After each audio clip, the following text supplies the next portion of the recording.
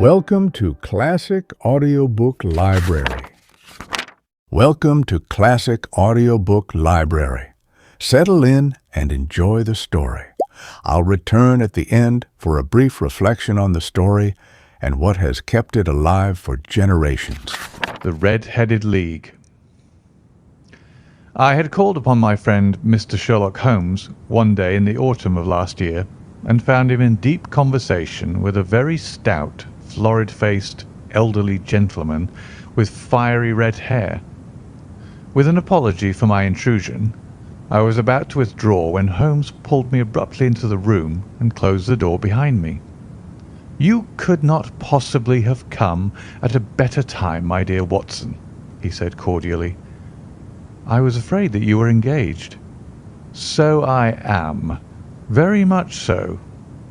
"Then I can wait in the next room." "Not at all. This gentleman, Mr. Wilson, has been my partner and helper in many of my most successful cases, and I have no doubt that he will be of the utmost use to me in yours also." The stout gentleman half rose from his chair and gave a bob of greeting, with a quick little questioning glance from his small, fat-encircled eyes. "Try the settee," said Holmes, relapsing into his armchair and putting his fingertips together, as was his custom when in judicial moods.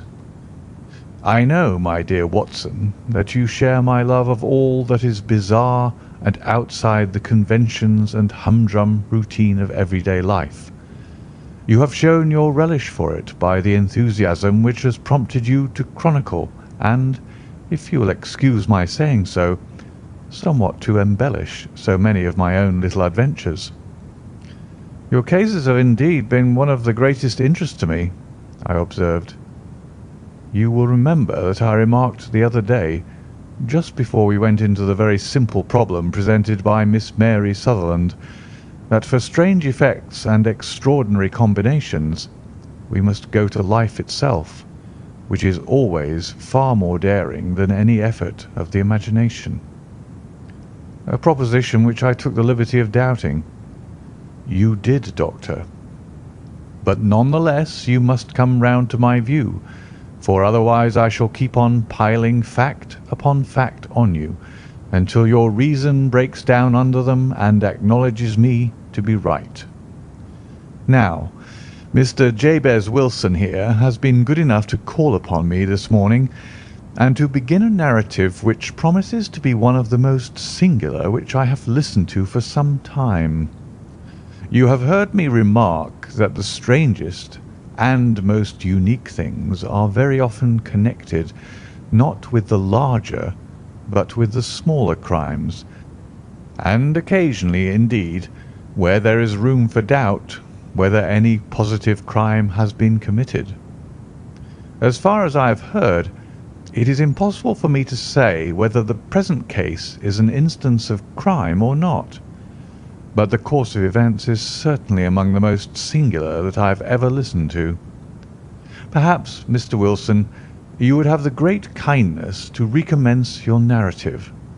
I ask you not merely because my friend Dr. Watson has not heard the opening part, but also because the peculiar nature of the story makes me anxious to have every possible detail from your lips.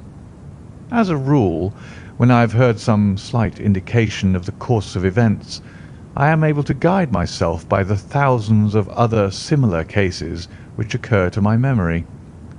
In the present instance, I am forced to admit that the facts are, to the best of my belief, unique."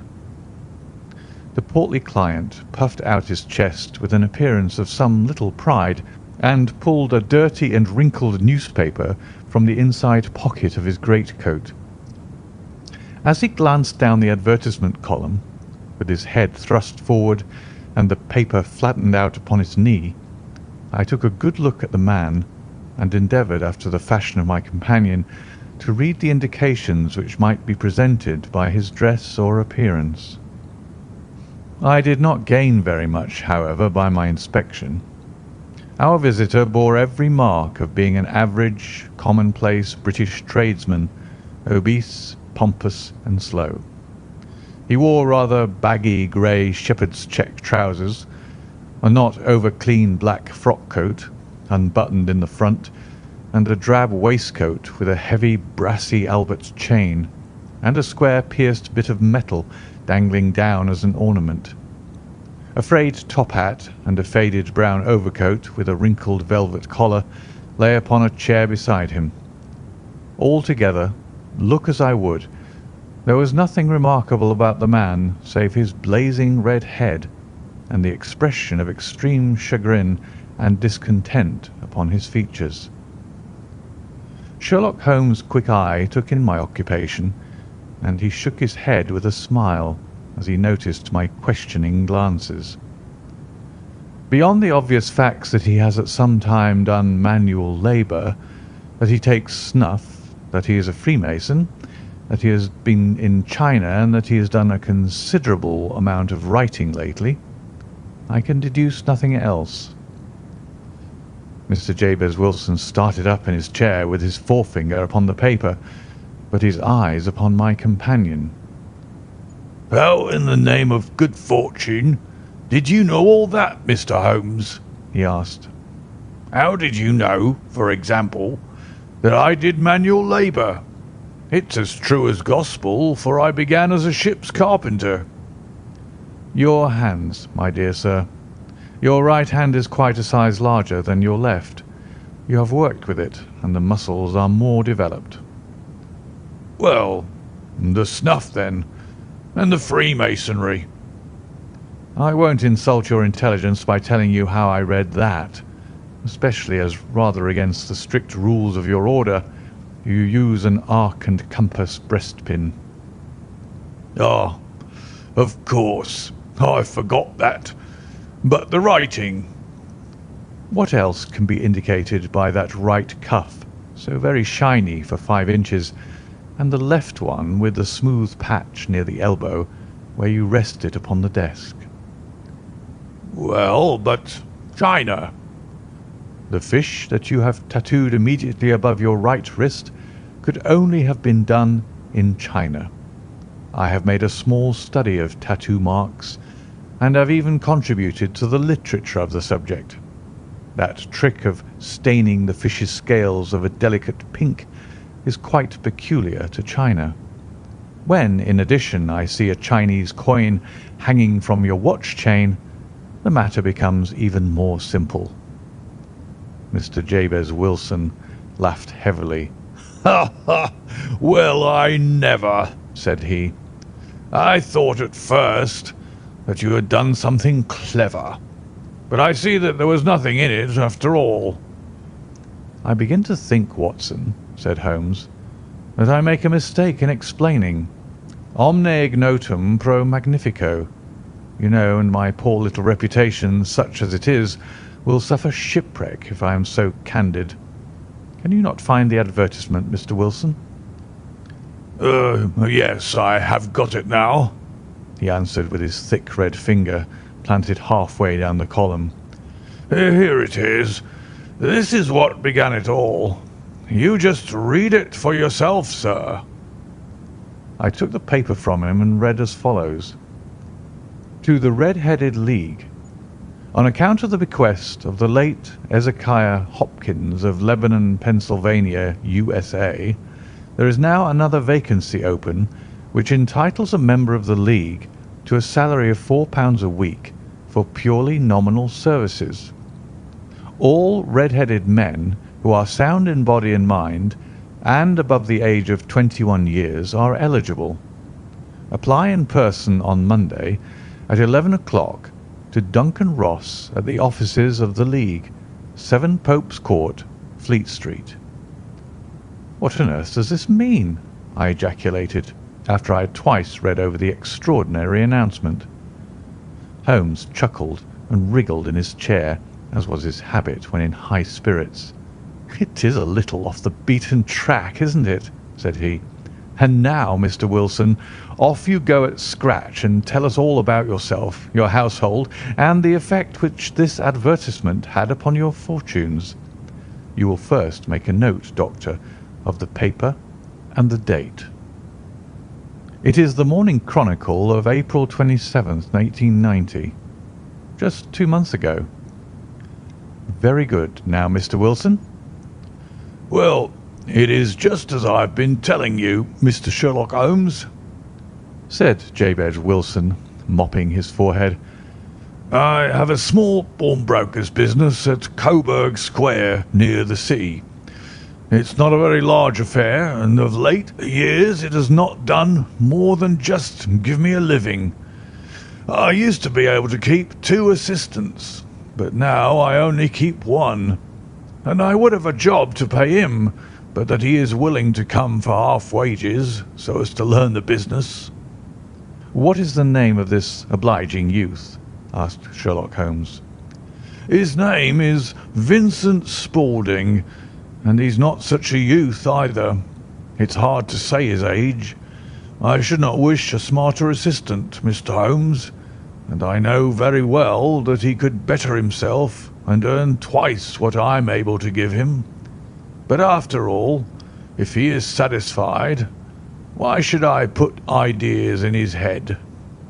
Why indeed? You seem most fortunate in having an employee who comes under the full market price. It is not a common experience among employers in this age. I don't know that your assistant is not as remarkable as your advertisement. Oh, he has his faults too, said Mr. Wilson. Never was such a fellow for photography. Snapping away with a camera when he ought to be improving his mind, and then diving down into the cellar like a rabbit into its hole to develop his pictures. That is his main fault, but on the whole he's a good worker. There's no vice in him. He is still with you, I presume? Yes, sir. He and a girl of 14 who does a bit of simple cooking and keeps the place clean. That's all I have in the house, for I am a widower and never had any family. We live very quietly, sir, the 3 of us, and we keep a roof over our heads and pay our debts, if we do nothing more. The first thing that put us out was that advertisement. Spaulding, he came down into the office just this day, 8 weeks, with this very paper in his hand, and he says, "I wish to the Lord, Mr. Wilson, that I was a red-headed man." "Why that?" I asks. "Why," says he, "here's another vacancy on the League of the Red-Headed Men. It's worth quite a little fortune to any man who gets it, and I understand that there are more vacancies than there are men, so that the trustees are at their wits' end what to do with the money. If my hair would only change colour, there's a nice little crib all ready for me to step into." "Why, what is it then?" I asked. "You see, Mr. Holmes, I'm a very stay-at-home man, and as my business came to me instead of my having to go to it, I was often weeks on end without putting my foot over the doormat. In that way, I didn't know much of what was going on outside, and I was always glad of a bit of news." "Have you never heard of the League of the Red-Headed Men?" he asked with his eyes open. "Never. Why, I wonder at that, for you are eligible yourself for one of the vacancies." "And what are they worth?" I asked. "Oh, merely a couple of hundred a year, but the work is slight, and it need not interfere very much with one's other occupations." Well, you can easily think that that made me prick up my ears, for the business has not been over good for some years, and an extra couple of hundred would have been very handy. "Tell me all about it," said I. "Well," said he, showing me the advertisement, "you can see for yourself that the League has a vacancy, and there is the address where you should apply for particulars. As far as I can make out, the League was founded by an American millionaire, Ezekiah Hopkins, who was very peculiar in his ways. He was himself red-headed, and he had a great sympathy for all red-headed men, So when he died, it was found that he had left his enormous fortune in the hands of trustees, with instructions to apply the interest to the providing of easy berths to men whose hair is of that colour. From all I hear, it is splendid pay and very little to do." "But," said I, "there'd be millions of red-headed men who could apply." "Not so many as you might think," he answered. "You see, it is really confined to Londoners and to grown men. This American had started from London when he was young, and he wanted to do the old town a good turn. Then again, I have heard it is no use your applying if your hair is light red or dark red or anything but real, bright, blazing, fiery red. Now, if you cared to apply, Mr. Wilson, you would just walk in, but perhaps it would hardly be worth your while to put yourself out of the way for the sake of a few £100. Now, it is a fact, gentlemen, as you may see for yourselves, that my hair is of a very full and rich tint, so that it seemed to me that if there was to be any competition in the matter, I stood as good a chance as any man that I had ever met. Vincent Spaulding seemed to know so much about it that I thought he might prove useful, so I just ordered him to put up the shutters for the day and to come right away with me. He was very willing to have a holiday, so we shut the business up and started off for the address that was given us in the advertisement. I never hope to see such a sight as that again, Mr. Holmes.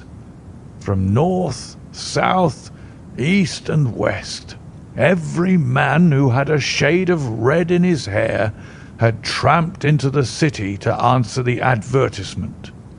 Fleet Street was choked with red-headed folk, and Pope's Court looked like a coster's orange barrow. I should not have thought there were so many in the whole country as were brought together by that single advertisement. Every shade of colour they were: straw, lemon, orange, brick, Irish setter, liver, clay. But, as Spaulding said, there were not many who had the real vivid flame-coloured tint. When I saw how many were waiting, I would have given it up in despair, but Spaulding would not hear of it. How he did it, I could not imagine, but he pushed and pulled and butted until he got me through the crowd and right up to the steps which led to the office. There was a double stream upon the stair, some going up in hope and some coming back dejected. But we wedged in as well as we could and soon found ourselves in the office. "Your experience has been a most entertaining one," remarked Holmes as his client paused and refreshed his memory with a huge pinch of snuff. "Pray continue your very interesting statement." There was nothing in the office but a couple of wooden chairs and a deal table, behind which sat a small man with a head that was even redder than mine. He said a few words to each candidate as he came up, and then he always managed to find some fault in them which would disqualify them. Getting a vacancy did not seem to be such a very easy matter after all. However, when our turn came, the little man was much more favourable to me than to any of the others, and he closed the door as we entered, so that he might have a private word with us. "This is Mr. Jabez Wilson," said my assistant. "and he is willing to fill in a vacancy in the League." "And he is admirably suited for it," the other answered. "He has every requirement. I cannot recall when I have seen anything so fine." He took a step backward, cocked his head on one side, and gazed at my hair until I felt quite bashful. Then suddenly he plunged forward, wrung my hand, and congratulated me warmly on my success. "It would be injustice to hesitate," said he. "You will, however, I am sure, excuse me for taking an obvious precaution." With that he seized my hair in both his hands and tugged until I yelled with the pain. "There is water in your eyes," said he as he released me. "I perceive that all is as it should be, but we have to be careful, for we have twice been deceived by wigs and once by paint. I could tell you tales of cobbler's wax which would disgust you with human nature."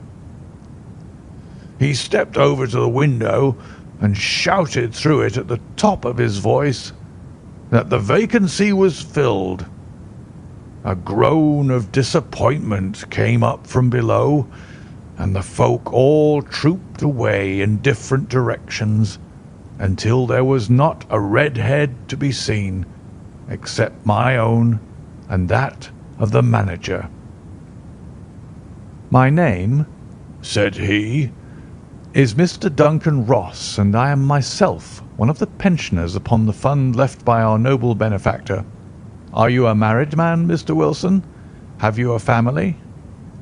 I answered that I had not. His face fell immediately. "Dear me," he said gravely, "that is very serious indeed. I am sorry to hear you say that. The fund was, of course, for the propagation and spread of the red heads as well as for their maintenance. It is exceedingly unfortunate that you should be a bachelor." My face lengthened at this, Mr. Holmes, for I thought that I was not to have the vacancy after all. But after thinking it over for a few minutes, he said that it would be all right. "In the case of another," said he, "the objection might be fatal, but we must stretch a point in favour of a man with such a head of hair as yours. When shall you be able to enter upon your new duties?" "Well, it is a little awkward, for I have a business already," said I. "Oh, never mind about that, Mr. Wilson," said Vincent Spaulding. "I shall be able to look after that for you." "What would be the hours?" I asked. 10 to 2. "Now, a pawnbroker's business is mostly done of an evening, Mr. Holmes, especially Thursday and Friday evening, which is just before payday, so it would suit me very well to earn a little in the mornings. Besides, I knew that my assistant was a good man, and that he would see to anything that turned up." "That would suit me very well," said I. "And the pay?" "Is £4 a week." "And the work?" "Is purely nominal." "What do you call purely nominal?" "Well, you have to be in the office, or at least in the building, the whole time. If you leave, you forfeit your whole position forever. The will is very clear upon that point. You don't comply with the conditions if you budge from the office during that time." "It's only 4 hours a day, and I should not think of leaving," said I. "No excuse will avail," said Mr. Duncan Ross. "Neither sickness nor business nor anything else. There you must stay, or you lose your billet." "And the work?" "Is to copy out the Encyclopaedia Britannica. There is the first volume of it in that press. You must find your own ink, pens, and blotting paper, but we provide this table and chair. Will you be ready tomorrow?" "Certainly," I answered. "Then good-bye, Mr. Jabez Wilson, and let me congratulate you once more on the important position which you have been fortunate enough to gain." He bowed me out of the room, and I went home with my assistant, hardly knowing what to say or do. I was so pleased at my own good fortune. Well, I thought over the matter all day, and by evening I was in low spirits again, for I had quite persuaded myself that the whole affair must be some great hoax or fraud, though what its object might be I could not imagine. It seemed altogether past belief that anyone could make such a will, or that they should pay such a sum for doing anything so simple as copying out the Encyclopaedia Britannica. Vincent Spaulding did what he could do to cheer me up, but by bedtime I had reasoned myself out of the whole thing.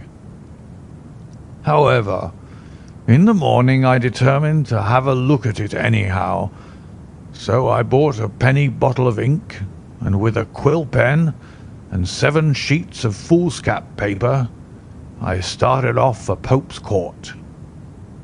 Well, to my surprise and delight, everything was as right as possible. The table was set out ready for me, and Mr. Duncan Ross was there to see that I got fairly to work.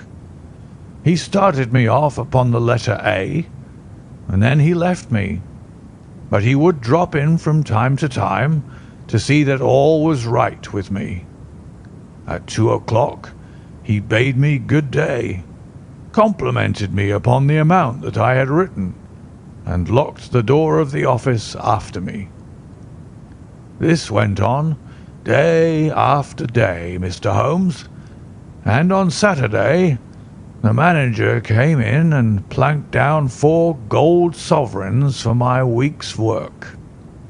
It was the same next week, and the same the week after. Every morning I was there at 10, and every afternoon I left at 2. By degrees, Mr. Duncan Ross took to coming in only once of a morning, and then, after a time, he did not come in at all. Still, of course, I never dared to leave the room for an instant, for I was not sure when he might come, and the billet was such a good one and suited me so well that I would not risk the loss of it. 8 weeks passed away like this, and I had written about abbots and archery and armour and architecture and Attica, and hoped with diligence that I might get on to the B's before very long. It cost me something in foolscap, and I had pretty nearly filled a shelf with my writings, and then suddenly the whole business came to an end. To an end? Yes, sir, and no later than this morning.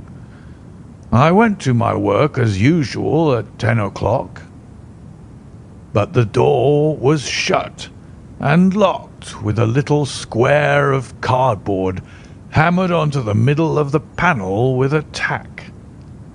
Here it is, and you can read for yourself. He held up a piece of white cardboard about the size of a sheet of notepaper. It read in this fashion: "The Red-Headed League is dissolved. October 9th, 1890. Sherlock Holmes and I surveyed this curt announcement and the rueful face behind it until the comical side of the affair so completely overtopped every other consideration that we both burst out into a roar of laughter. "I cannot see that there is anything very funny," cried our client, flushing up to the roots of his flaming head. "If you can do nothing better than laugh at me, I can go elsewhere." "No, no," cried Holmes, shoving him back into the chair from which he had half risen. "I really wouldn't miss your case for the world. It is most refreshingly unusual, but there is, if you will excuse me saying so, something just a little funny about it. Pray, what steps did you take when you found the card upon the door?" I was staggered, sir. I did not know what to do. Then I called at the offices round, but none of them seemed to know anything about it. Finally, I went to the landlord, who is an accountant living on the ground floor, and I asked him if he could tell me what had become of the Red-Headed League. He said that he had never heard of any such body. Then I asked him who Mr. Duncan Ross was. He answered that the name was new to him. "Well," said I, "the gentleman at number 4. What, the red-headed man? "Yes." Oh, said he. his name was William Morris. He was a solicitor and was using my room as a temporary convenience until his new premises were ready. He moved out yesterday. "Where could I find him?" Oh, at his new offices. He did tell me the address. Yes, 17 King Edward Street, near St. Paul's. I started off, Mr. Holmes, but when I got to that address, it was a manufactory of artificial kneecaps, and no one in it had ever heard of either Mr. William Morris or Mr. Duncan Ross. And what did you do then? Asked Holmes. I went home to Saxe Coburg Square, and I took the advice of my assistant, but he could not help me in any way. He could only say that if I waited, I should hear by post. But that was not quite good enough, Mr. Holmes. I did not wish to lose such a place without a struggle. So, as I had heard that you were good enough to give advice to poor folk who were in need of it, I came right away to you." "And you did very wisely," said Holmes.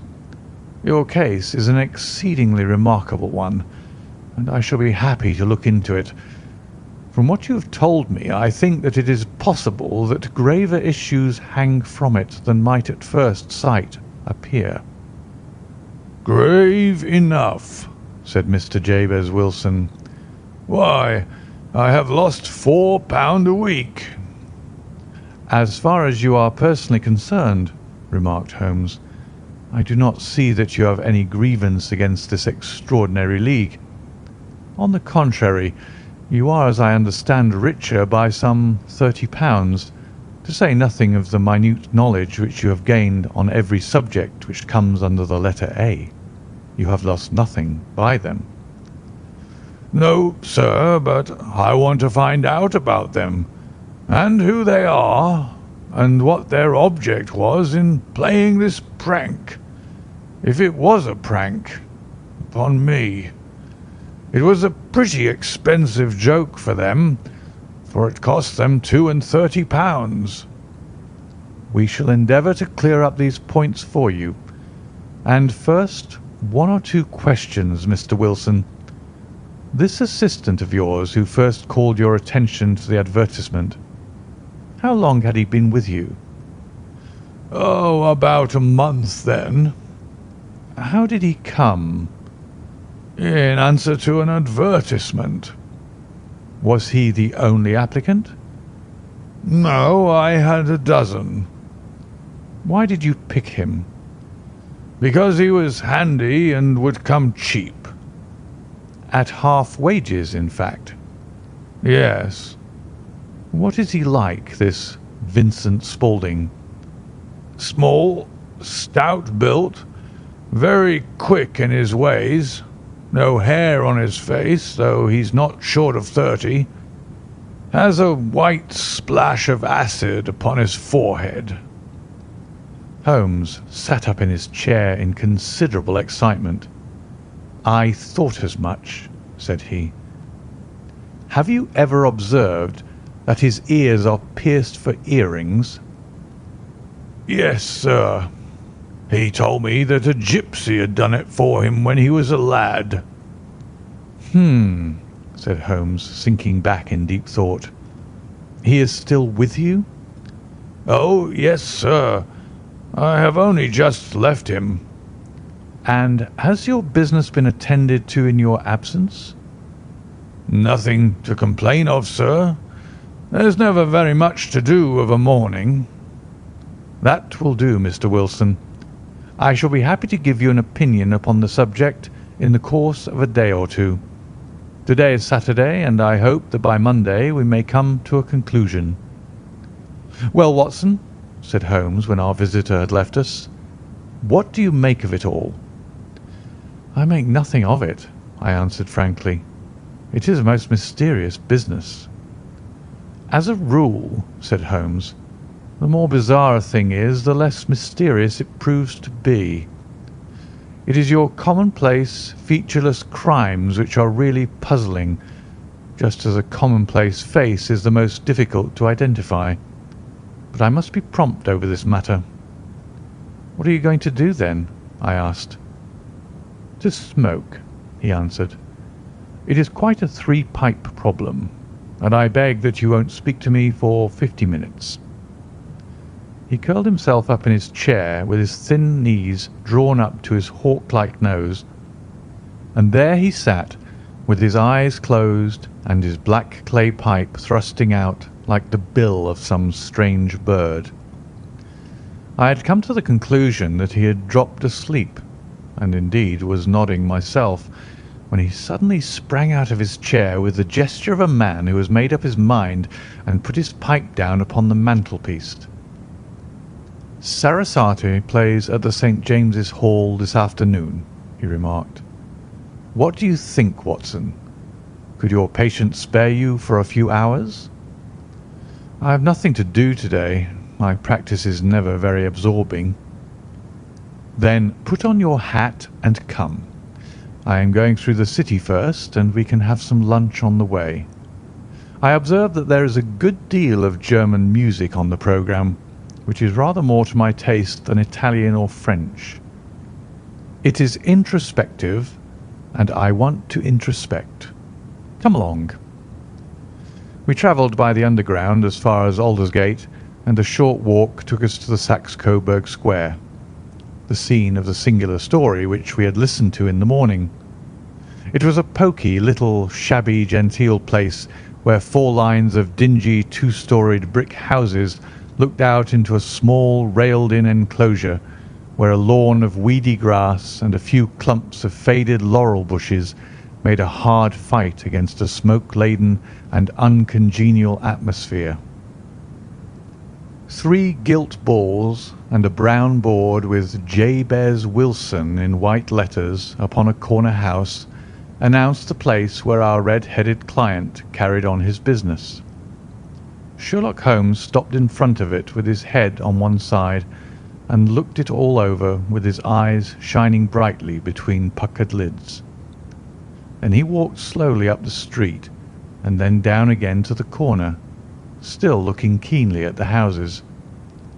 Finally he returned to the pawnbroker's, and having thumped vigorously upon the pavement with his stick 2 or 3 times, he went up to the door and knocked. It was instantly opened by a bright-looking, clean-shaven young fellow, who asked him to step in. "Thank you," said Holmes. "I only wish to ask you how you would go from here to the Strand." "Third right and 4th left," answered the assistant promptly, closing the door. "Smart fellow, that," observed Holmes as we walked away. "He is, in my judgment, the 4th smartest man in London, and for daring I am not sure that he has not a claim to be 3rd. I have known something of him before." "Evidently," said I.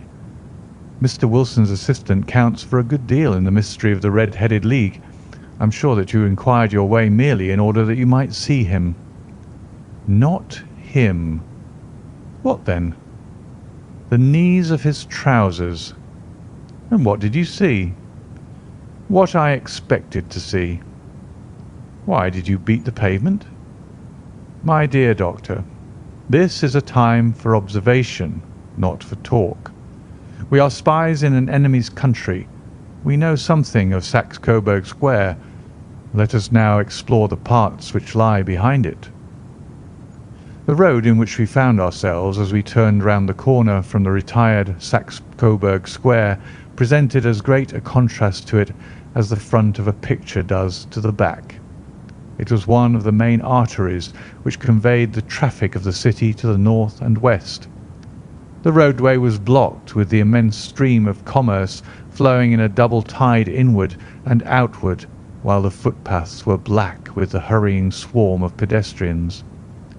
It was difficult to realize, as we looked at the line of fine shops and stately business premises, that they really abutted on the other side upon the faded and stagnant square which we had just quitted.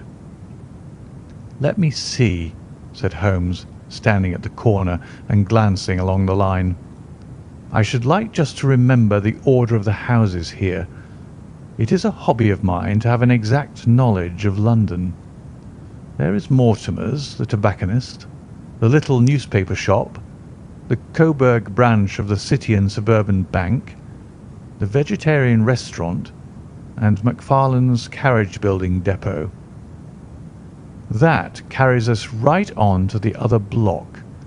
And now, Doctor, we've done our work, so it's time we had some play. A sandwich and a cup of coffee, and then off to Violin Land, where all is sweetness and delicacy and harmony, and there are no red-headed clients to vex us with their conundrums." My friend was an enthusiastic musician, being himself not only a very capable performer, but a composer of no ordinary merit. All the afternoon he sat in the stalls, wrapped in the most perfect happiness, gently waving his long, thin fingers in time to the music, while his gently smiling face and his languid, dreamy eyes were as unlike those of Holmes the sleuth-hound, Holmes the relentless, keen-witted, ready-handed criminal agent, as it was possible to conceive. In his singular character, the dual nature alternately asserted itself, and his extreme exactness and astuteness represented, as I have often thought, the reaction against the poetic and contemplative mood which occasionally predominated in him. The swing of his nature took him from extreme languor to devouring energy, and, as I knew well, he was never so truly formidable as when, for days on end, he had been lounging in his armchair amid his improvisations and his black-letter editions. Then it was that the lust of the chase would suddenly come upon him, and that his brilliant reasoning power would rise to the level of intuition, until those who were unacquainted with his methods would look askance at him as on a man whose knowledge was not that of other mortals.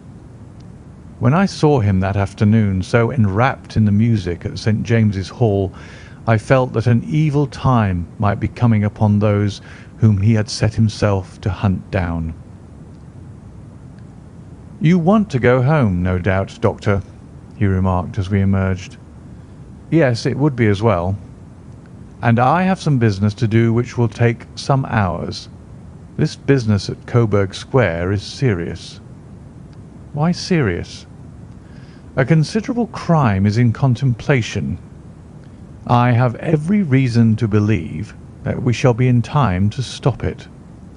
But today being Saturday rather complicates matters. I shall want your help tonight." "At what time?" 10 will be early enough. I shall be at Baker Street at 10. "Very well. And I say, Doctor, there may be some little danger, so kindly put your army revolver in your pocket." He waved his hand, turned on his heel, and disappeared in an instant among the crowd. I trust that I am not more dense than my neighbours, but I was always oppressed with a sense of my own stupidity in my dealings with Sherlock Holmes. Here I had heard what he had heard. I had seen what he had seen. And yet from his words it was evident that he saw clearly not only what had happened, but what was about to happen, while to me the whole business was still confused and grotesque. As I drove home to my house in Kensington, I thought over it all, from the extraordinary story of the red-headed copier of the encyclopaedia down to the visit to Saxe Coburg Square, and the ominous words with which he had parted from me. What was this nocturnal expedition, and why should I go armed? Where were we going, and what were we to do? I had the hint from Holmes that this smooth-faced pawnbroker's assistant was a formidable man, a man who might play a deep game. I tried to puzzle it out, but gave it up in despair and set the matter aside until night should bring an explanation. It was 9:15 when I started from home and made my way across the park and so through Oxford Street to Baker Street. 2 hansoms were standing at the door, and as I entered the passage I heard the sound of voices from above. On entering his room, I found Holmes in an animated conversation with 2 men, one of whom I recognized as Peter Jones, the official police agent, while the other was a long, thin, sad-faced man with a very shiny hat and oppressively respectable frock coat. "Ha! Our party is complete," said Holmes, buttoning up his pea-jacket and taking his heavy hunting crop from the rack. "Watson, I think you know Mr. Jones of Scotland Yard. Let me introduce you to Mr. Merryweather, who is to be our companion in tonight's adventure."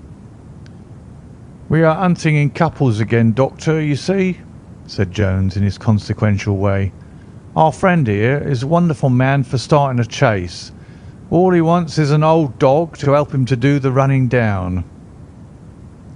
"I hope a wild goose may not prove to be the end of our chase," observed Mr. Merryweather gloomily. "You may place considerable confidence in Mr. Holmes, sir," said the police agent loftily. "He has his own little methods, which are, if you won't mind my saying so, just a little too theoretical and fantastic. But he has the makings of a detective in him. It is not too much to say that once or twice, as in that business of the Sholto murder and the Agra treasure, he has been more nearly correct than the official force." "Oh, if you say so, Mr. Jones, it is all right," said the stranger with deference. "Still, I confess that I miss my rubber.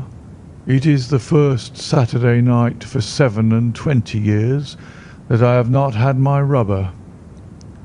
"I think you will find," said Sherlock Holmes, "that you will play for a higher stake tonight than you have ever done yet, and that the play will be more exciting.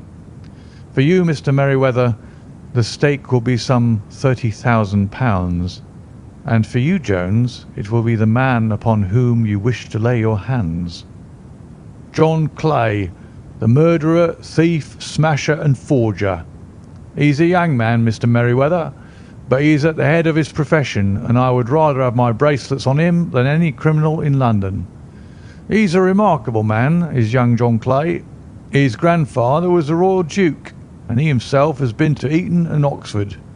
His brain is as cunning as his fingers, and though we might meet signs of him at every turn, we never know where to find the man himself.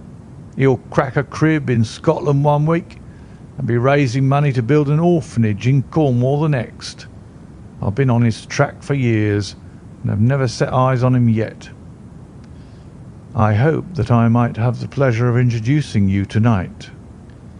"I've had 1 or 2 little turns also with Mr. John Clay, and I agree with you that he is at the head of his profession. It is past 10, however, and quite time that we started. If you two will take the first hansom, Watson and I will follow in the second." Sherlock Holmes was not very communicative during the long drive, and lay back in the cab humming the tunes which he had heard in the afternoon. We rattled through an endless labyrinth of gaslit streets until we emerged into Farrington Street. "We are close there now," my friend remarked. "This fellow Merryweather is a bank director and personally interested in the matter. I thought it as well to have Jones with us also. He's not a bad fellow, though an absolute imbecile in his profession. He has one positive virtue. He's as brave as a bulldog, and as tenacious as a lobster if he gets his claws upon anyone. Here we are, and they are waiting for us." We had reached the same crowded thoroughfare in which we had found ourselves in the morning.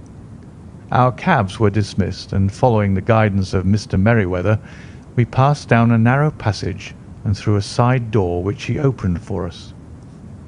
Within there was a small corridor which ended in a very massive iron gate. This also was opened and led down a flight of winding stone steps, which terminated at another formidable gate.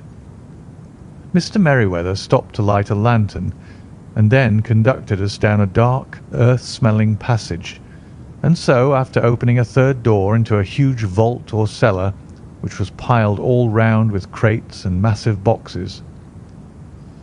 "You are not very vulnerable from above," Holmes remarked as he held up the lantern and gazed about him. "Nor from below," said Mr. Merryweather, striking his stick upon the flags which lined the floor. "Why, dear me, it sounds quite hollow," he remarked, looking up in surprise. "I must really ask you to be a little more quiet," said Holmes severely. "You have already imperilled the whole success of our expedition. Might I beg that you would have the goodness to sit down upon one of these boxes, and not to interfere?" The solemn Mr. Merryweather perched himself upon a crate, with a very injured expression upon his face, while Holmes fell upon his knees upon the floor, and with the lantern and a magnifying lens began to examine minutely the cracks between the stones. A few seconds sufficed to satisfy him, for he sprang to his feet again and put his glass in his pocket. "We have at least an hour before us," he remarked, "for they can hardly take any steps until a good pawnbroker is safely in bed. Then they will not lose a minute, for the sooner they do their work, the longer time they will have for their escape. We are at present, Doctor, as no doubt you have divined, in the cellar of the City branch of one of the principal London banks. Mr. Merryweather is the chairman of directors, and he will explain to you that there are reasons why the more daring criminals of London should take a considerable interest in this cellar at present." "It is our French gold," whispered the director. "We have had several warnings that an attempt might be made upon it." "Your French gold?" "Yes. We had occasion some months ago to strengthen our resources, and borrowed for that purpose 30,000 napoleons from the Bank of France. It has become known that we have never had occasion to unpack the money, and that it is still lying in our cellar. The crate upon which I sit contains 2,000 napoleons packed between layers of lead foil.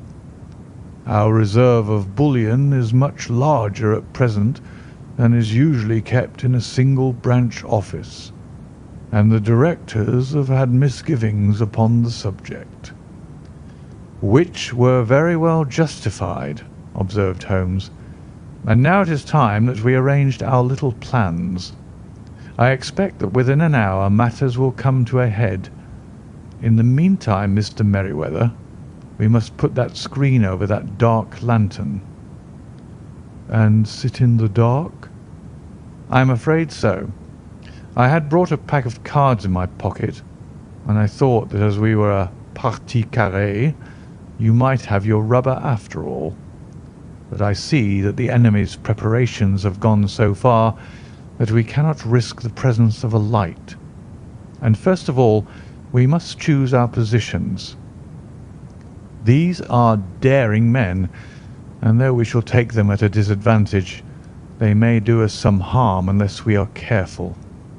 I shall stand behind this crate, and do you conceal yourselves behind those. Then, when I flash a light upon them, close in swiftly. If they fire, Watson, have no compunction about shooting them down." I placed my revolver, cocked, upon the top of the wooden case behind which I crouched. Holmes shot the slide across the front of his lantern and left us in pitch darkness. such an absolute darkness as I had never before experienced. The smell of hot metal remained to assure us that the light was still there, ready to flash out at a moment's notice. To me, with my nerves worked up to a pitch of expectancy, there was something depressing and subduing in the sudden gloom and in the cold, dank air of the vault. "They have but one retreat," whispered Holmes. "That is back through the house into Saxe Coburg Square. I hope that you have done what I asked you, Jones." "I have an inspector and 2 officers waiting at the front door." "Then we have stopped all the holes, and now we must be silent and wait." What a time it seemed! From comparing notes afterwards, it was but an hour and a quarter, yet it appeared to me that the night must have almost gone and the dawn be breaking above us. My limbs were weary and stiff, for I feared to change my position, yet my nerves were worked up to the highest pitch of tension, and my hearing was so acute that I could hear the gentle breathing of my companions, but I could distinguish the deeper, heavier in-breath of the bulky Jones from the thin, sighing note of the bank director. From my position, I could look over the case in the direction of the floor. Suddenly, my eyes caught the glint of a light. At first it was but a lurid spark upon the stone pavement. Then it lengthened out until it became a yellow line, and then, without any warning or sound, a gash seemed to open and a hand appeared, a white, almost womanly hand, which felt about in the centre of the little area of the light. For a minute or more the hand, with its writhing fingers, protruded out of the floor. Then it was withdrawn as suddenly as it appeared, and all was dark again, save the single lurid spark which marked a chink between the stones. Its disappearance, however, was but momentary. With a rending, tearing sound, one of the broad white stones turned over upon its side and left a square, gaping hole through which streamed the light of a lantern. Over the edge there peeped a clean-cut, boyish face, which looked keenly about it, and then, with a hand on either side of the aperture, drew itself shoulder-high and waist-high until one knee rested upon the edge. In another instant he stood at the side of the hole and was hauling after him a companion, lithe and small like himself, with a pale face and the shock of very red hair. "It is all clear," he whispered. "Have you the chisel and the bags? Great Scott! Jump, Archie, jump, and I'll swing for it." Sherlock Holmes had sprung out and seized the intruder by the collar. The other dived down the hole, and I heard the sound of rending cloth as Jones clutched at his skirts. The light flashed upon the barrel of a revolver, but Holmes' hunting crop came down on the man's wrist, and the pistol clinked upon the stone floor. "It's no use, John Clay," said Holmes blandly. "You have no chance at all." "So I see," the other answered with the utmost coolness. "I fancy that my pal is all right, though. I see you've got his coat-tails." "There are 3 men waiting for him at the door," said Holmes. "Oh, indeed, you seem to have done the thing very completely. I must compliment you." "And I you," Holmes answered. "Your red-headed idea was very new and effective." "You'll see your pal again presently," said Jones. "He's quicker at climbing down holes than I am. Just hold out while I fix the derbies." "I beg that you'll not touch me with your filthy hands," remarked our prisoner as the handcuffs clattered upon his wrists. "You may not be aware that I have royal blood in my veins. Have the goodness also, when you address me, always to say sir and please." "All right," said Jones with a stare and a snigger. "Well, would you please, sir, march upstairs where we can get a cab to carry your highness to the police station?" "That is better," said John Clay serenely. He made a sweeping bow to the 3 of us and walked quietly off in the custody of the detective. "Really, Mr. Holmes," said Mr. Merryweather as we followed them from the cellar, "I do not know how the bank can thank you or repay you. There is no doubt that you have detected and defeated in the most complete manner one of the most determined attempts at bank robbery that have ever come within my experience." "I have had one or two little scores of my own to settle with Mr. John Clay," said Holmes. "I have been at some small expense over this matter, which I shall expect the bank to refund. But beyond that I am amply repaid by having had an experience which is in many ways unique, and by hearing the very remarkable narrative of the Red-Headed League. You see, Watson," he explained in the early hours of the morning as we sat over a glass of whisky and soda in Baker Street, "it was perfectly obvious from the first that the only possible object of this rather fantastic business of the advertisement of the League and the copying of the encyclopaedia must be to get this not over-bright pawnbroker out of the way for a number of hours every day. It was a curious way of managing it, but really it would be difficult to suggest a better. The method was no doubt suggested to Clay's ingenious mind by the colour of his accomplice's hair. The £4 a week was a lure which must draw him, and what was it to them who were playing for thousands? They put in the advertisement. One rogue has the temporary office, the other rogue incites the man to apply for it, and together they manage to secure his absence every morning in the week. From the time that I heard of the assistant having come for half wages, it was obvious to me that he had some strong motive for securing the situation. But how could you guess what the motive was? Had there been women in the house, I should have suspected a mere vulgar intrigue. That, however, was out of the question.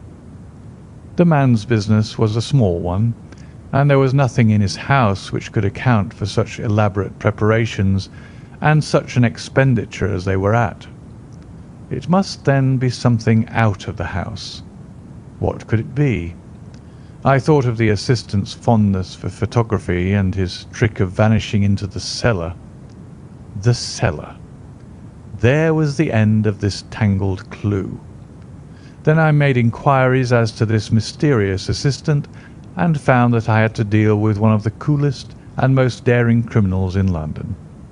He was doing something in the cellar, something which took many hours a day for months on end. What could it be once more? I could think of nothing save that he was running a tunnel to some other building.